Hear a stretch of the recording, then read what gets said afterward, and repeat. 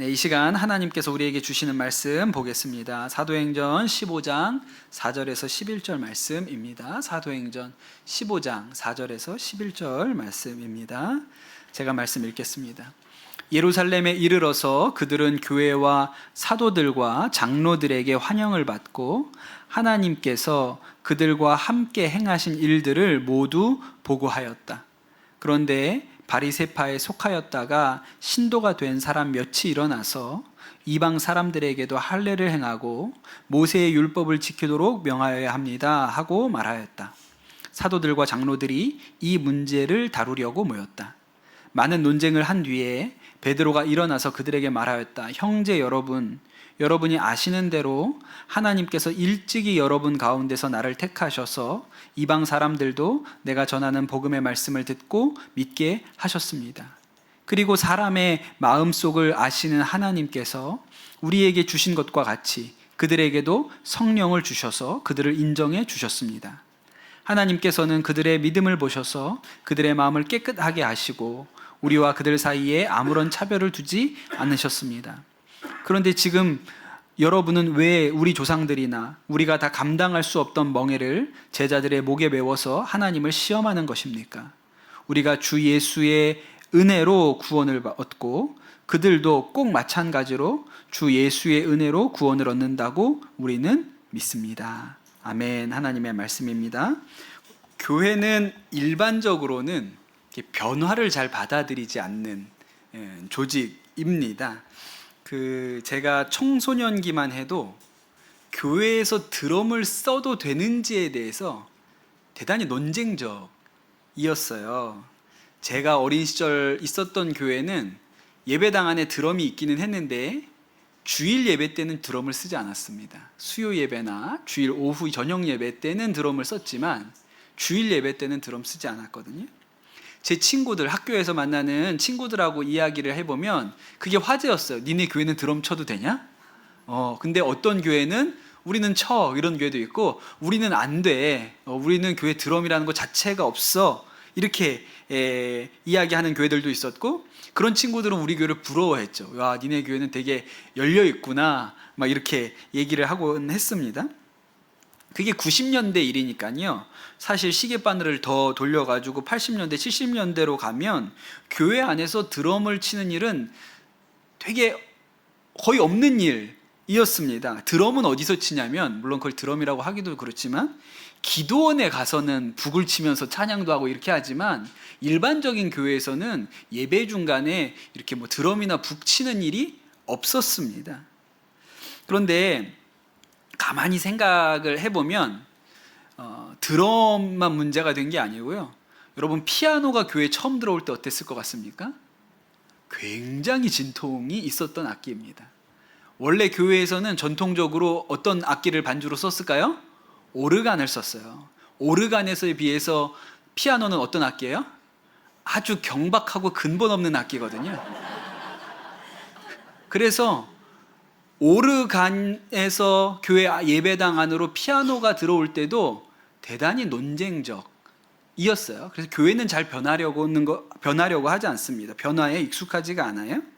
그런데 또 시간을 더 거슬러 올라가 보면 예배에 악기가 들어오는 것 자체가 논쟁적이었던 때도 있어요.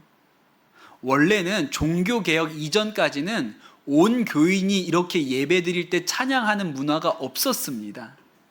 마틴 루터가 종교개혁을 하고 나서 이제 거기에 회중들이 부르는 찬양곡집을 만들어내면서 다 같이 이렇게 온 교인이 노래를 불렀죠. 그 전에는 그렇게 하지 않았어요. 그 전에는 어떻게 했을까요? 성가대만 노래를 불렀습니다. 또 그 성가대도요, 성가대 여자 단원이 선 것은 1774년이 처음이었습니다. 미국에서. 왜 미국에서 시작했을까요? 근본 없는 나라이기 때문에 미국에서부터 여자들이 성가대에 쓴 거예요. 유럽의 오래된 교회들에서는 여자가 성가대에 선다? 상상할 수 없는 일이었고 남자만 섰어요. 왜냐하면 여자는 죄가 많아서 설 수 없다 그랬고 남자만 섰는데 어떤 남자? 변성기가 지나기 전에 소년들의 미성을 가진 소년들만 성가대에서 찬양을 했습니다. 반주 없이 찬양했어요. 반주는 그 후에 들어온 거고, 그때는 사람의 목소리만으로 하나님을 찬양했었습니다. 그러니까 교회는 사실은 변화에 굉장히 수동적인 조직이에요. 뭐가 하나 바뀌려면 아주 진통을 겪습니다. 우리가 지나온 시대만 봐도 교회 안에서 복음 성가를 부르는 일이 처음에는 어려운 일이었어요. 그게 되냐 안 되냐 되게 논쟁적이었고, 교회 안에서 우리가 함께 노래 부를 때는 찬송가만 불렀습니다. 그러다가 점차적으로 복음 성가가 들어왔고, 지금은 찬송가는 잘 안 부르죠. 복음 성가를 훨씬 더 많이 부르는 그런 시대가 되었습니다. 이런 일이 갑작스럽게 일어나지 않고 교회는 조금씩 점진적으로 그렇게 변화합니다. 그러니까 관성이 있어요. 교회는 변화하지 않으려는 관성이 있어요. 바울이 살던 시절에도 그런 일이 있었습니다. 사도 바울이 전도 여행을 마치고 안디옥에 돌아왔죠. 그래서 지난주에 이 바울이 안디옥에 돌아와서 보고를 했지 않습니까? 우리가 이 선교할 때 하나님께서 이러이러한 역사들이 있었습니다 라고 그렇게 보고를 했습니다. 이것을 사도 바울의 1차 전도 여행이라고 하거든요. 그렇게 바울과 바나바가 안디옥에 돌아와서 사랑과 위로를 많이 받았습니다. 그런데 바울하고 바나바가 안디옥을 떠나서 전도 여행을 가 있었던 그때 이 안디옥 교회 안에서 사건이 있었어요. 예루살렘에서 유대인이었다가 그리스도인이 된, 유대인으로서 예수님을 믿은 몇몇 신자들이 안디옥 교회에 방문을 한 거예요. 그래서 그들이 와서 보니까 이 교회는 다 이방인들로 구성된 교회거든요. 이 예루살렘에서 온 유대인들이 그 이방인 신자들한테 뭐라고 얘기했냐면, 너네 예수 믿는 건 좋은데 진짜 예수 믿으려면 할례를 받아야 돼. 우리 유대인들 다 할례 받잖아? 니네가 진짜 그리스도인이 되려면 너네도 할례를 받아야 진짜 그리스도인이 되는 거야. 그렇게 가르치고 간 거예요. 유대인들은 율법을 따라서 태어나면 다 할례를 받죠. 그러나 안디옥에 있는 이방인들은 할례를 받지 않았어요.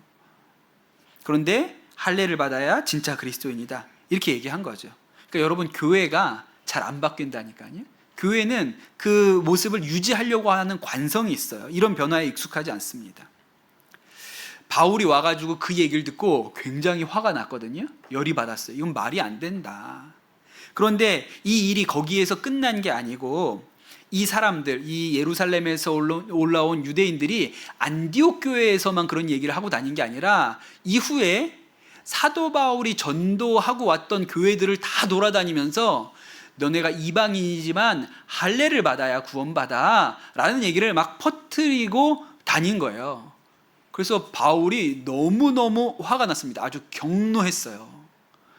그리고 이 일을 바로 잡아야겠다고 생각하고 자기가 전도했던, 세웠던 교회들의 편지를 씁니다. 그 편지가 갈라디아서예요. 그래서 우리는 갈라디아서를 굉장히 은혜롭게 읽지만 이 배경을 읽고 보잖아요. 바울이 화가 많이 나 있다. 그냥 이 말끝마다 말이 곱지가 않아요. 아주 화가 나 있다는 것을 알 수 있죠. 갈라디아서 2장 4절에 보면 몰래 들어온 거짓 선도들 때문에 할례를 강요받는 일이 있었던 것입니다. 이들이 거짓 신자라고 얘기하잖아요. 그래서 그들이 할례를 강요했다, 이렇게 얘기하고, 갈라디아서 4장 2절에 보면 여러분이 할례를 받으면 그리스도는 여러분에게 아무런 유익이 없습니다. 할례 받으면 구원받는데 예수님은 못하러 믿어요. 여러분이 할례 받으면 그리스도는 유익이 없습니다, 이렇게 얘기했고요. 갈라디아서 5장 12절에 보면 진짜 무섭게 얘기하거든요. 뭐라고 얘기했냐면, 할례를 가지고 여러분을 선동하는 사람은 차라리 자기의 그 지체를 잘라버리는 게 좋겠습니다. 너네 자꾸 그런 말 하고 다닐 것 같으면 다 잘라버려, 이렇게 말할 정도로 굉장히 강경하게 이 편지에 썼어요. 근데 이렇게 편지를 써서 보내기는 했는데 이 문제가 근본적으로 해결된 건 아니거든요. 그 사도 바울이 그냥 이렇게 놔두면 안 되겠다, 이번 기회에 이 문제에 대해서 근본적인 답을 얻어야겠다라고 생각하고 예루살렘으로 내려갔습니다. 예루살렘에 가면 유대인이었다가 예수 믿은 사람들이 있죠. 그 중에 제일 권위 있는 사람들은 베드로나 또 다른 예수님을 직접 따라다녔던 제자들, 이런 사람들이 그 교회에 있잖아요. 그래서 이 사람들한테 가가지고 유대인이 할례를 받아야, 이방인이 예수 믿으려면 할례를 받아야 하는지 확답을 받고 와야겠다. 그렇게 생각을 한 것입니다. 그래서 예루살렘에 내려갔죠. 예루살렘에 가니까 또 거기에 유대인으로서 예수 믿은 사람들이 바울을 보고 하는 얘기가, 당신이 가서 그렇게 이방인들을 많이 전도했다면서요? 근데요, 할례 받아야 돼요, 그 사람들. 그 사람들 할례 받아야 진짜 그리스도인입니다. 그렇게 이야기를 하는 거예요. 그래서 그 예루살렘 교회 안에서도 이 일이 논쟁이 되었습니다. 이 일을 우리가 예루살렘 종교회의다 이렇게 얘기를 해요. 이 회의에서 제일 권위 있는 사람들이 발언을 합니다. 베드로, 또 예수님 동생이었던 야고보, 이런 사도들이 이야기를 하기를, 이방인이 그리스도인이 될 때 할례를 받거나 율법을 지킬 필요가 없다, 이렇게 결론을 냅니다. 베드로가 말하기를, 아니 우리도 못 지키면서 왜 그 사람들한테 무거운 율법의 멍에를 매려고 하는가? 이방인들이 예수님으로 구원받지 그들이 할례를 받을 필요가 없다, 그렇게 얘기를 합니다. 그 제일 핵심적인 말이, 베드로가 했던 핵심적인 말이 오늘 우리가 읽은 말씀의 마지막 절이에요. 11절에 보면, 우리가 주 예수의 은혜로 구원을 얻고 그들도 꼭 마찬가지로 주 예수의 은혜로 구원을 얻는다고 믿습니다. 베드로는 아주 정확하게 할례로 구원받는 게 아니고 은혜로 구원받는 것이다 라고 분명하게 선포했어요. 굉장히 중요한 말씀이거든요.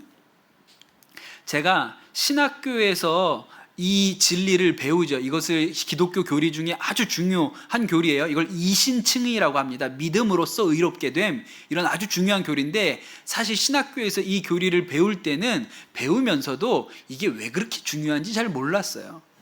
그런데 여러분, 이 은혜로 구원받는다, 믿음으로 구원받는다 라는 이 진리가 세상의 모든 종교와 또 기독교를 구분하는 차이가 됩니다. 거기에서부터 달라지는 거예요. 제가 중국의 티벳이라는 곳을 가본 경험이 있습니다. 티벳은 아주 독실한 불교도들의 땅이에요. 가보면 아주 재미있는 게 있는데, 마니차라는 게 있습니다. 절 앞에 이렇게 기둥을 세워놓고 기둥에다가 깡통을 이렇게 걸어놨어요. 통을 걸어놨습니다. 그게 쭉 벽에 붙어 있는데 사람들이 지나가면서 이렇게 돌리면서 지나가요. 그럼 빙글빙글 돌아가죠. 이게 마니차인데 휴대용 마니차도 있어요. 이렇게 짝대기에다가 통을 하나 끼워놔서 길거리를 지나다니면서도 빙글빙글 이렇게 돌립니다. 이게 마니차예요. 이걸 왜 돌리냐면, 이 통을 한번 돌리잖아요. 그러면 불교교 경전을 한번 읽은 게 돼요. 예. 그때는 문맹이 많았기 때문에 이제 경전을 읽을 수 없는 사람들이 많은 거예요. 그래서 그 사람들을 위해서 이걸 돌리고 지나가면 경전을 한번 읽는다, 마니차를 이렇게 돌리면 경전을 읽는다, 이렇게 한 거예요. 저는 기독교에도 도입이 시급하다고 싶습니다. 우리도 이거 어렵게 읽고 들고 다니면서 읽지 말고, 돌리면 교회 와서 돌리고, 들고 다니면서 돌리고, 예, 돌리고 이러면 얼마나 좋습니까? 예, 뭐 1년에 300독이 문제예요. 그냥 돌리면 되는데. 예. 그게 많이 차거든요. 그러니까 이게 뭡니까? 진짜로 읽지 않아도 행위만 가지고도 했다 치고 넘어가자 이거예요. 그게 행위이거든요. 불교만 그런 게 아니라 거의 모든 종교가 그렇게 합니다. 기독교를 제외한 모든 종교가 그렇게 해요. 지금 파리에서 올림픽이 있잖아요. 그런데 그 유럽의 대도시, 파리나 뭐 로마나 런던이나 프랑크푸르트나 이런 대도시에 가잖아요. 가보면 놀라는 것이 백인보다 유색인종이 훨씬 많다는 거예요. 그 북아프리카나 중동에서 수많은 사람들이 유럽에 와서 정착을 해가지고 대도시에 가면 여기가 진짜 파리야? 라고 할 정도로 유색인종이 많습니다. 또 한 가지는, 백인들이, 그 유럽에 원래 살던 백인들이 아이를 많이 낳지 않잖아요. 예, 그런데 이제 무슬림들은 5명, 6명, 그 이상도 나니까 무슬림의 인구는 급격하게 증가해서 이제 유럽에서 이런 것들이 이제 이민 문제, 이런 문제들이 계속 일어나게 되죠. 근데 유럽은 가뜩이나 백인들의 인구도 줄어들고, 또 그 중에 교회 잘 다니는 사람은 훨씬 더 적습니다. 그런데 문제는 기독교 신앙은 진짜 이상하고 독특하다는 거예요. 우리가 뭐라고 얘기하냐면 누가 교회 나오면 아이고 잘 나왔다, 너 이제 천국 간다 이렇게 하면 좋은데 우리는 꼭 뭐라고 얘기를 해요? 교회 나온다고 다 구원받는 건 아니다 이렇게 초를 쳐요. 아니 나오기만 하면 예배당에 나와서 예배하는데 아이고 잘 나왔다, 넌 이제 천국 갈 거다 이러면 얼마나 좋습니까? 근데 우리는 딱 거기다 대고 교회 나온다고 다 천국 가는 거 아니야 이렇게 한다고요. 그럼 어떻게 하라는 말이냐? 야, 거듭나지 않으면 천국에 갈 수가 없어. 아이, 또 거듭나는 건 또 어떻게 해야 되는 건데? 세례 받는다고 다 예수님 믿는 거 아니야 이렇게 한단 말이에요. 그러니까 기독교인이 되는 건 너무 어려워요. 어렵습니다. 부모가 그리스도인이라고 자식이 그리스도인이 되는 게 아니에요. 너 엄마가 교회 다닌다고 너도 예수 믿는 거 아니야. 우리는 꼭 이렇게 초를 쳐요.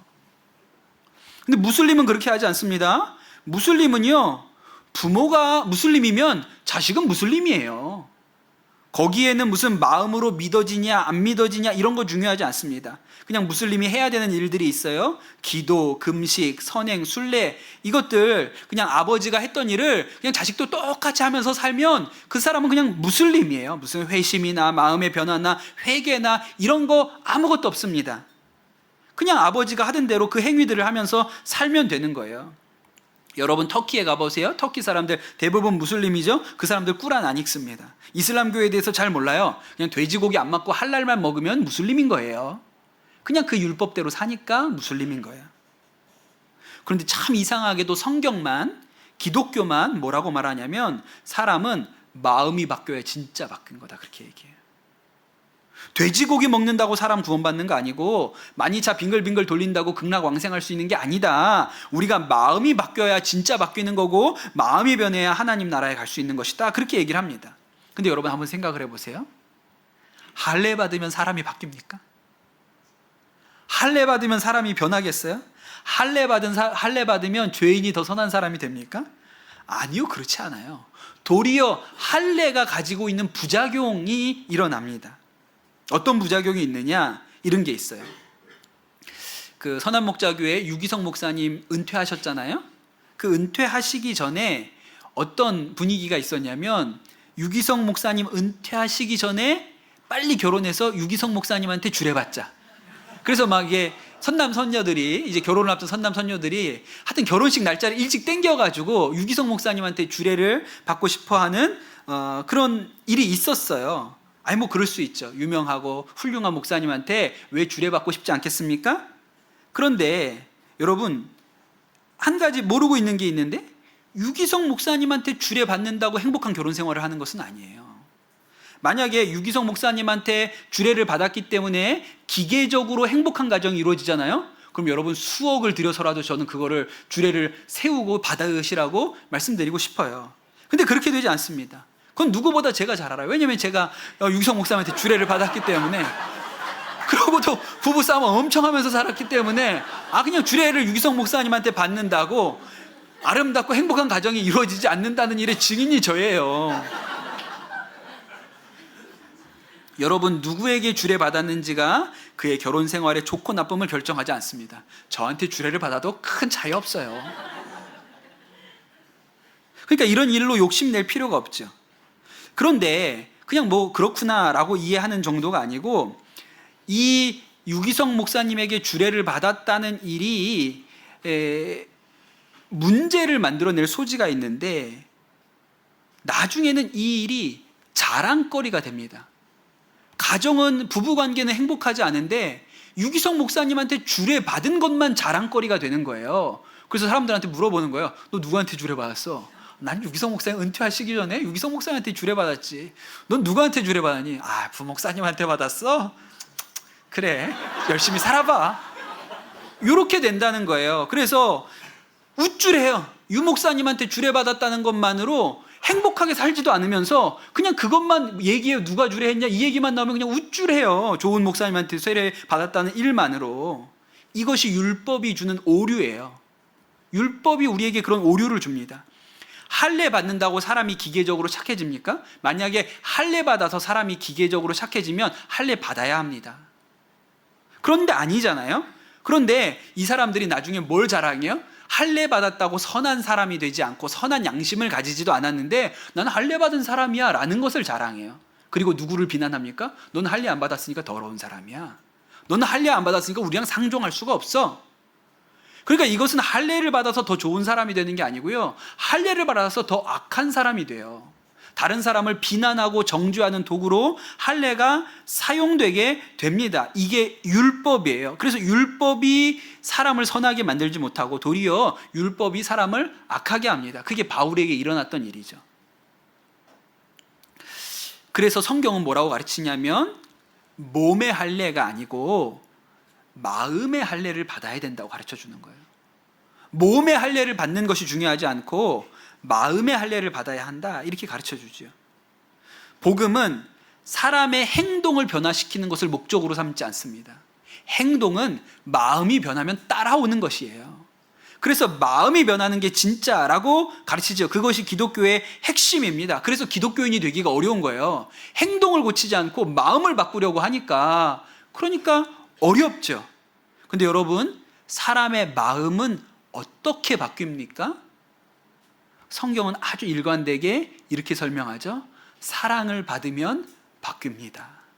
은혜를 입으면 바뀝니다. 아주 일관되게 이렇게 설명하는 거예요. 성경에 탕자 이야기가 나오죠.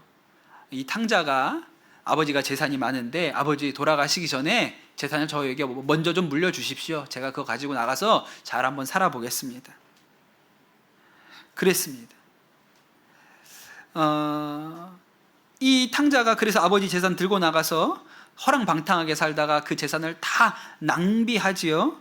근데 여러분, 이런 아들, 말 안 듣고 망하는 길로 가는 아들을 어떻게 변화시킬 수 있습니까?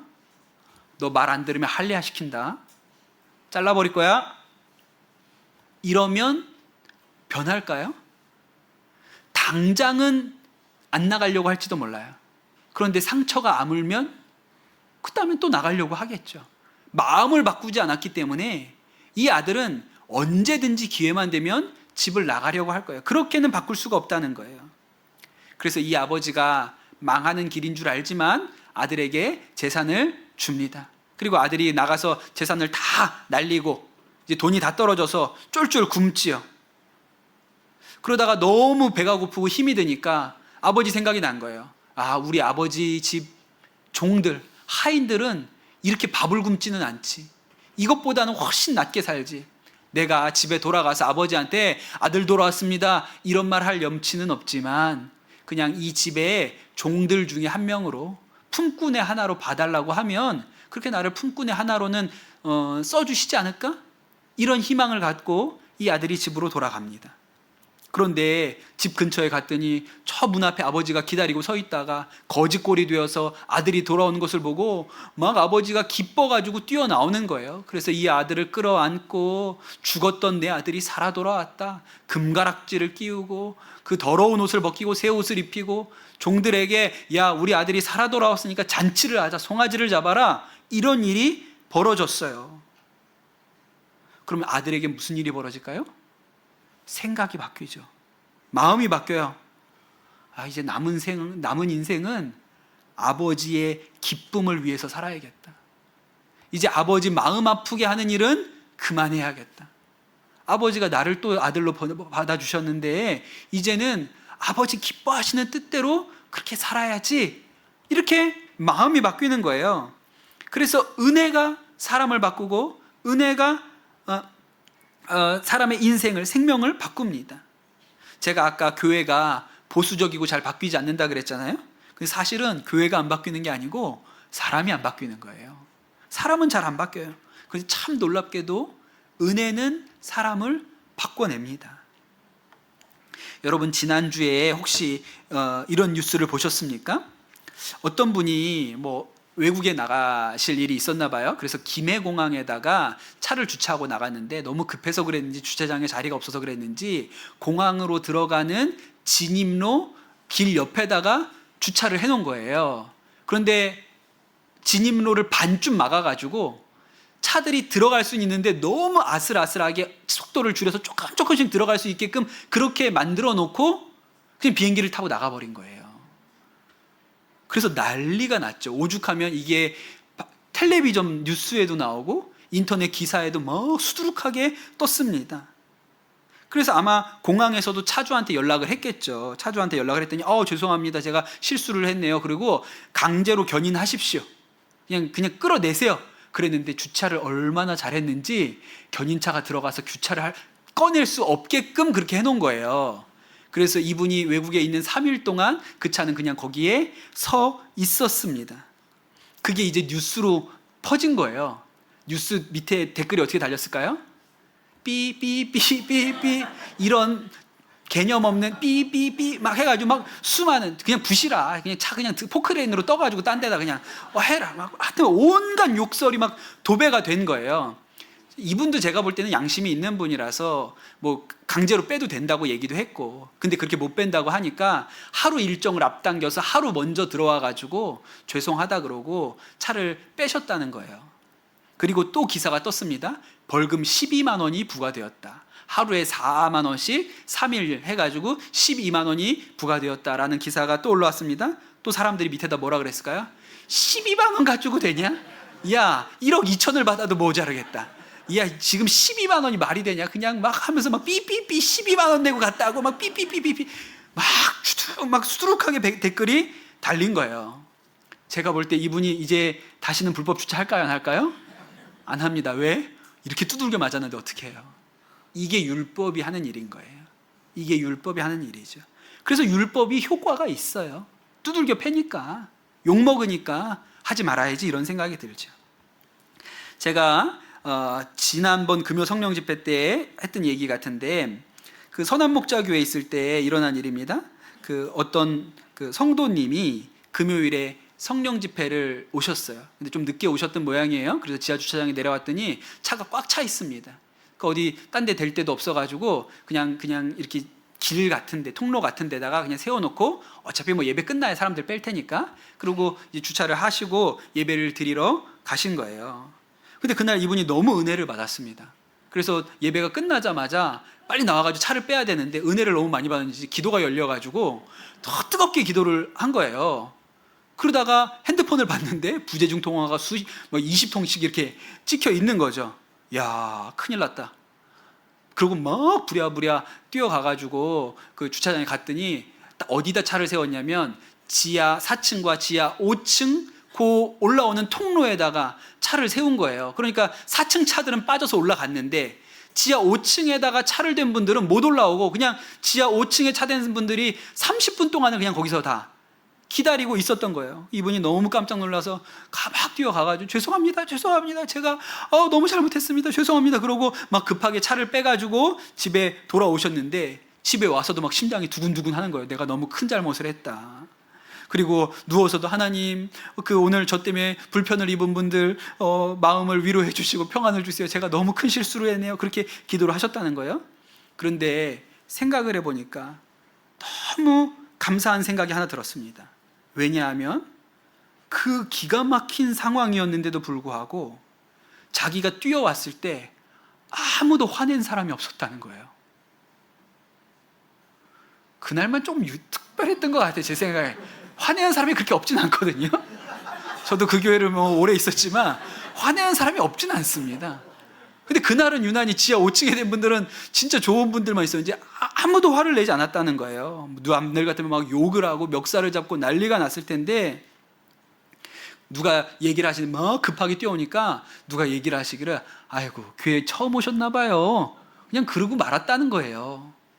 그렇게 생각을 해보니까 너무 감사하고 죄송하고 고맙고 미안한 생각이 드셨다는 거예요. 그래서 그분이 뭐라고 썼냐면 이렇게 쓰셨어요. 저도 이제부터는 다른 사람을 비판하며 정죄하고 살지 않고 오늘 이 일을 잊지 않고 사람들을 너그러이 용서하며 품으며 살겠습니다. 주차 잘못한 것 용서만 받아도 사람이 이렇게 변한다니까요. 주차 잘못한 것만 한 번 용서를 받아도 사람의 마음이 달라져요. 그러니 여러분, 우리의 마음의 변화는 은혜에 있습니다. 은혜를 받아야 마음이 바뀌죠. 그래서 베드로가 그렇게 얘기한 거예요. 우리가 은혜를 받고 구원받은 것처럼 저 이방인들도 은혜 받고 구원받은 것임을 믿습니다. 할례로 구원받는 게 아니고요. 은혜로 구원받는다고 이야기한 것이죠.